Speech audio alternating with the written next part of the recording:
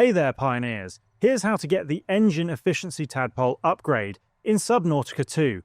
This upgrade reduces your tadpole's power consumption by 20% per module, making it much more efficient on longer expeditions. To get it, first head to the alien ruins located about 1,040 meters east of your life pod.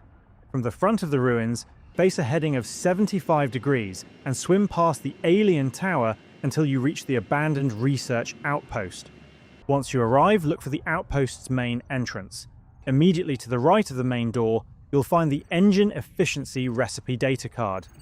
Interact with it to unlock the blueprint.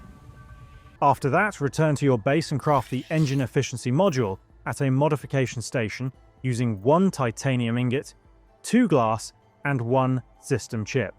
Once it's crafted, interact with the Upgrades compartment located behind the tadpole's power cell slot and install the module there.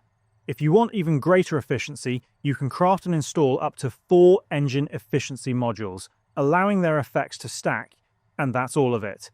If this video helped, please leave a like or comment and subscribe to the channel for more straightforward guides. Thanks for stopping by, and see you in the next side quest.